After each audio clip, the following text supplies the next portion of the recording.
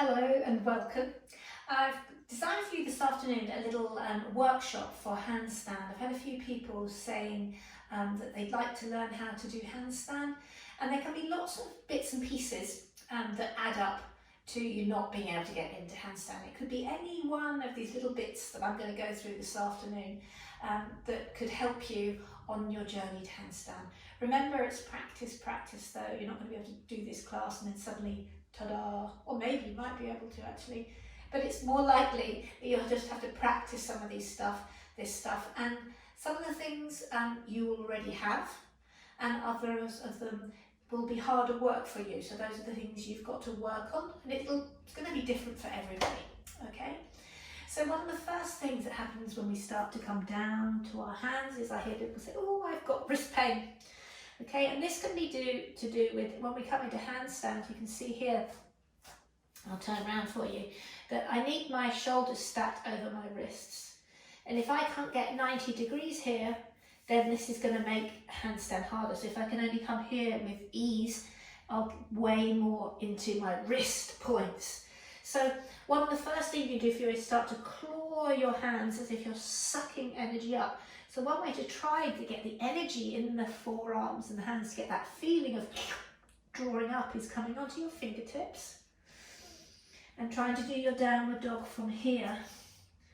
So basically here, as we draw up under my fingertips, it's like I'm trying to pincer the mat and pinch the mat up into my arm. That's the energy that I'm feeling. And if I don't do that, if I kind of I'm not working on this, what will happen is my heels and it'll drop into the heel of my hands, and that's what will probably be causing people wrist pain. So come onto the fingertips and practice like you're pincering up and drawing up energy. When I first started practicing this, it made my forearms ache quite a lot. Okay, so you want that forearm strength.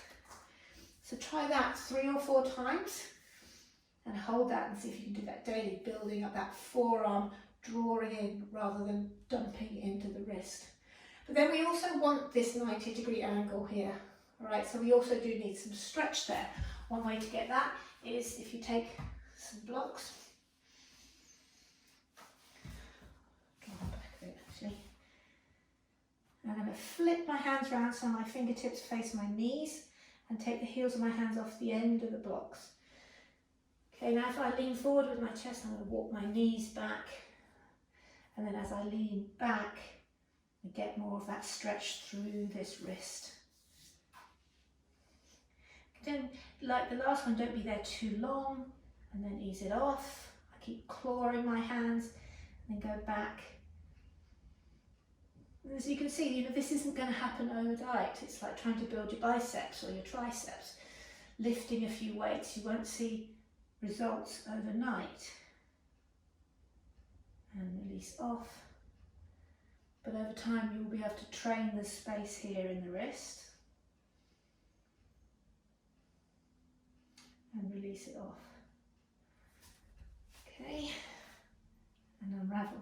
So, one aspect of that is opening the wrist, another one is actually integrating the energy up into the shoulder. So it's fingertip downward dogs and those wrist stretches.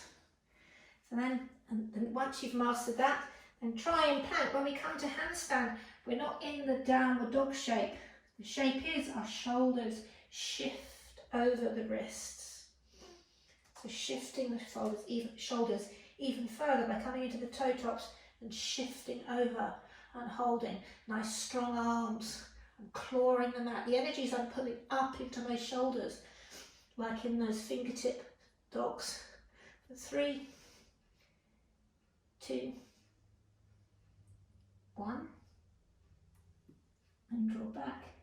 Notice as I go into my downward dog, I'm still not dropping into the shoulders. I still got this energy of drawing in and integrating my shoulders on my back. Try that again. Come forward to plank. Shoulders shift over my wrists. For 3, 2, 1. As you can hear from my voice, it's hard work. And then come down to your knees. Awesome. So it's getting those shoulders, we're building up the pose from the hands, getting wrist flexibility, arm strength and integration, and then really getting brave and shifting the shoulders over the wrists. Another thing that can hold you back in your handstand is the shoulders here. So when we're in handstand, as we lift the arm overhead, you can see here, if this is kind of me, easy handstand with my hands in the air. I've got a line from my hands all the way down to my hip, okay? And if you find this hard, you might find that this happens. With this angle here is slightly more shallow. To get this increased angle, we can do puppy pose. Okay? So once again, these blocks are very handy. You can start on the, I'll show you 3 settings. Start on the lower setting. Back of the elbow, so bring your fists, clench your fists and bring them to your shoulders. Walk your knees back away from the blocks. And then as you come in, you're going to put your elbows on the blocks. So in other words, not this, you're not turning the arm in. You really are being fair and solid. So the triceps are down and your Popeye muscles, the biceps are up. Okay, walk the knees back. Inhale, feel up the side body. And exhale, soften between your shoulders. So I still keep that lift, like I did in those planks. Lift the fullness, the shoulder blades, and so the armpits are not dropping. You can interlink your fingers or put them in prayer. Fill up, and then it's like I'm softening my spine between my shoulder blades. And after a couple of rounds of inhale, filling up, exhale, softening, feel that across my triceps. And now my head is actually come down to the floor. So if your head hasn't come to the floor, you stay working with that. Or you can take it up a notch and flip your blocks up.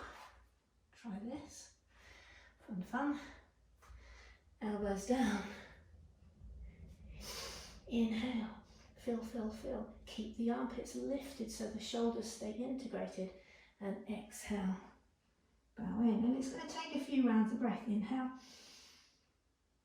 Exhale. Inhale. Exhale. And there you go, already my head has hit the floor. But for you it might take a little bit longer. You can keep replaying this video again and again to get these tips. Okay, just stay with it. And obviously if your head is on the floor, as mine is, we can come up. And we can try the next stage, which is the blocks. Make sure you've got these nice chunky blocks. Or you could do it on the edge of the seat of a chair as well. You could be staying at level 1, 2 or 3, or if you're going to join me now, bring your elbows to those blocks. Yeah, inhale. Exhale, soften. Inhale. Fill up, fill up, fill up. Exhale, soften. Now I don't think my head will ever hit the floor here. So this is my place of work. I stay integrated in the shoulders so I can get this extension from my elbow all the way into my side body in order to get the arms in that overhead plane for your handstand.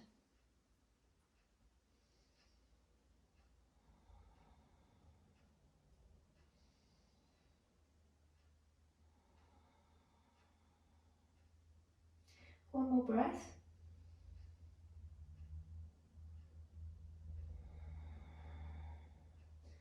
And then slowly inhale, come up. Well done. Okay, so you know some of those things you might find easy. Now almost everybody everyone can benefit from a little bit more core work, can't you? All right, so as we come to handstand, it's very easy. You may, I call it a banana back. People lose their back here and we turn into a banana. And it's very hard to think about that when you're upside down and correct this. So think of it as knitting your ribs down to the top of your hips, and you're shortening that to maintain this nice strong sort of corset on. We can feel that in boat pose. So come down to your bum. Okay, hands underneath your thighs. And you don't have to be doing the biggest, strongest core to feel this. Lean back. And almost immediately as you lean back a little bit, you'll go, hello. Hello, stomach. Lean back. And then release your hands. And to stay stable here, you knit the lower ribs towards the top of the hips. We don't even have to really pick up the feet to feel that drawing in and back. And that's what you want to feel in handstand. If we let this go, we get that banana back. We want this contraction and strength here. Okay, if you'd like to, you can pick up your feet and hold. Maybe straighten the legs. 3, 2, 1. Well done.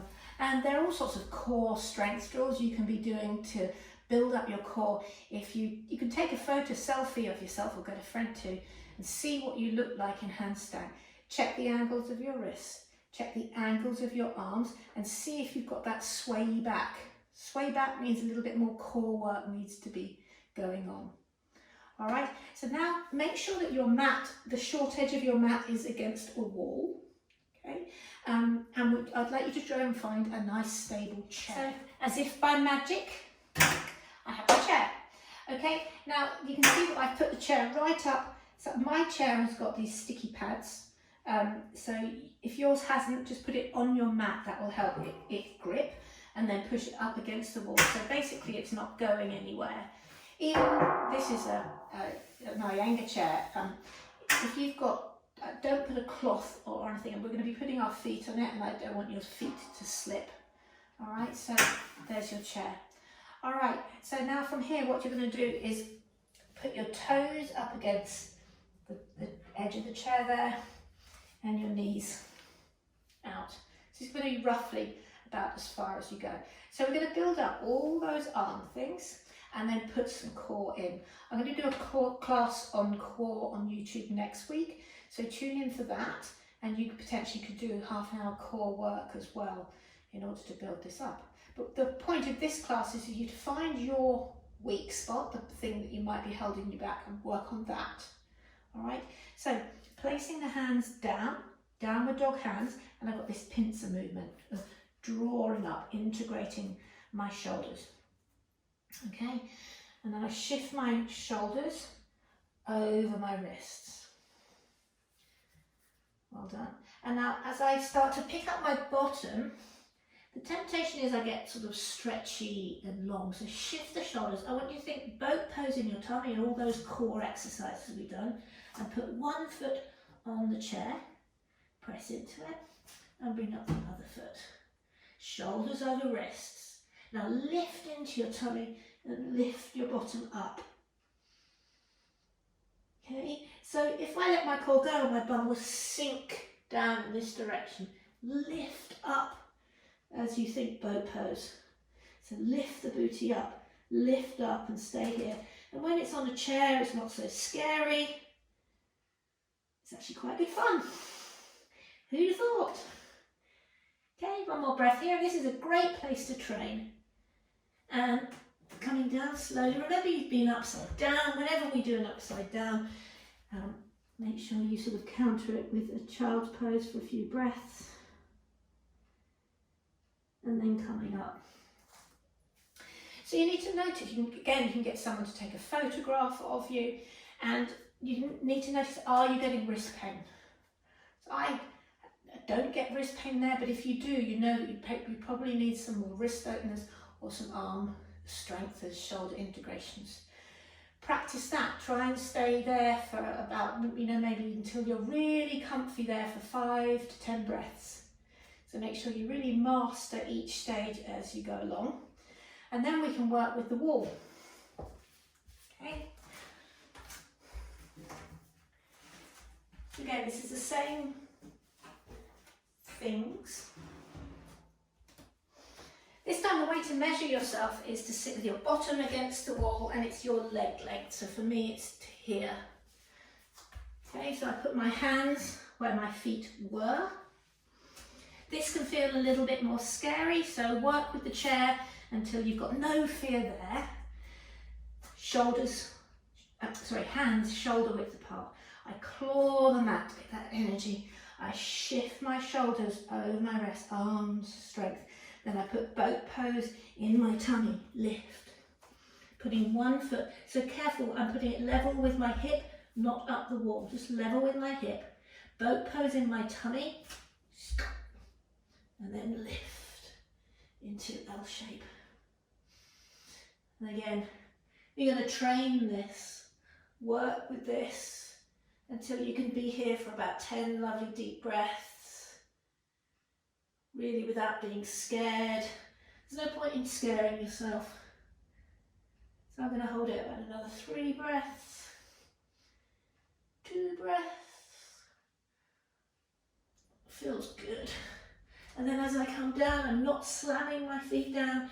I come down nice and slowly, and then I take a child's pose.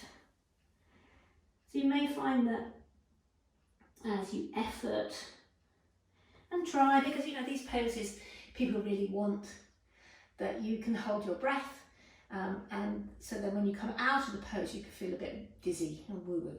So that's probably because you've been holding your breath. So another thing to keep a check on. Okay, so now when we start to kick up to handstand, although we don't need nice long hamstrings in the pose, they're very handy for kicking up into the pose. So tight hamstrings can be another thing that might be holding your kick up to handstand. A great way to get through that is a Hanuman. I always love to use a block for half Hanuman. So I'm going to step my left foot forward. My right foot is on the wall and start to lift my toes. Now I'm not just going to go crazy like this foot sliding up. I can trap this leg back, suck it back, flex the toes, drawing the energy up, then straighten the leg. Inhale, the energy, I'm pulling it as if I'm trying to pull that foot onto that back wall. Lean on this block, inhale and exhale, bow in. So this is a way to get a beautifully integrated stretch into the hamstring. Half Hanuman, okay? So I'm not just laying in and stretching passively. Really got to work for this. Just drawing back, I'm stretching and engage muscle. And then release it off. Let's try the other side. Having the block just helps me maintain space. Bend in. So my back foot is anchored on the wall there. Flex these right toes. It's like I'm pushing down and drawing the energy back. And then straighten the leg as I still pull it back. Look up, exhale, bow in. So even as I get to my extreme, I don't just go, oh, that's me, and just sort of collapse. Okay, the whole time there's activity in this leg. There's engagement in my hamstring. Otherwise you might get something called yogi butt, which is where the ligament pulls away from your sits bones. Ouch. It's not nice. So do these lovely, safe, integrated stretches. Okay, half Hanuman. One more breath. And bend back in. Obviously, there's lots of ways to get length in your hamstring in yoga. Downward dog especially is awesome. So if you maybe are working out, oh, okay, it's my hamstrings holding me off. There's lots of other stretches on this, my YouTube channel here for you to try. So there's you go, there's your hamstrings. Okay, so now we're going to try using all of that and kicking up to the Make sure you've cleared the decks, any stray dogs or kids are out of the way, that you're not going to kick anybody. When we start to kick up, we must be very aware that this kicking leg, the leg we're going to be kicking up with, is lovely and strong. So it's a little bit like my bell here. If I try and ring this with my loose floppy finger, the chime won't really work. Or if you imagine a piece of spaghetti, blum, blum, it's not really going to work. What you need is this nice, strong little stick to get the work done. And that's what you want to think of as your kicking leg, as this strong tool to bring you up there. If it turns into a piece of spaghetti or goes all loose and wimpy, it's not going to help you. You'll lose your core as well, and you'll just be floppy. You can watch lots of videos, and I'll show you now a nice strong kick, and you keep that integration. So even though the leg is lifted, you want to stay strong and steady. Okay, so let me show you that. So when we kick up, you're going to be about 1 hand length away from the wall.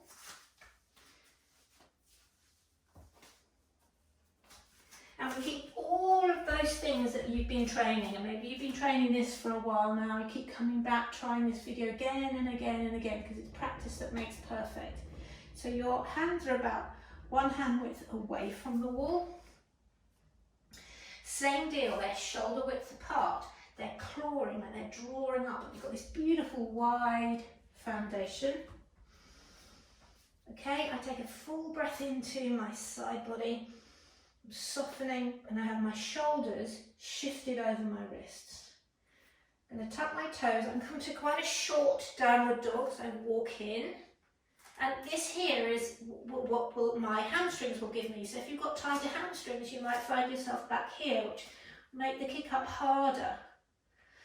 Walk in, I can get a little bit higher up, come onto my toes, and then my back leg, there's the stick.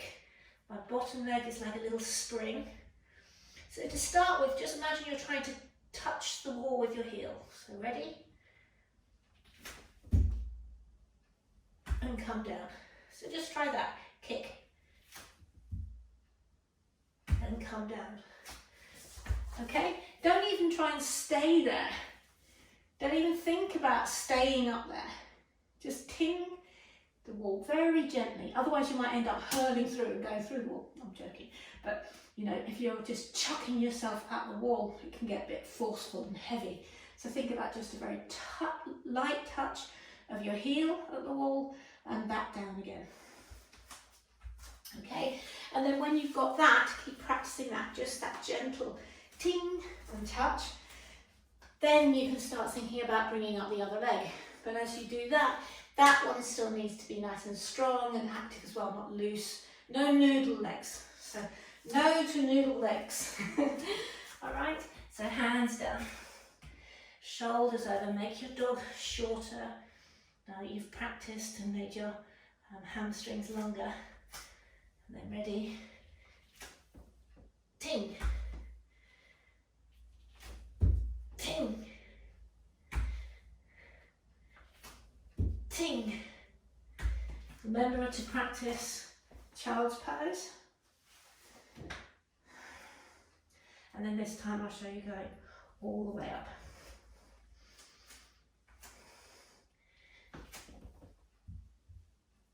So once you're there, your legs, no noodle legs, firm arms, push them away. Like you're trying to launch your heels up to the sky.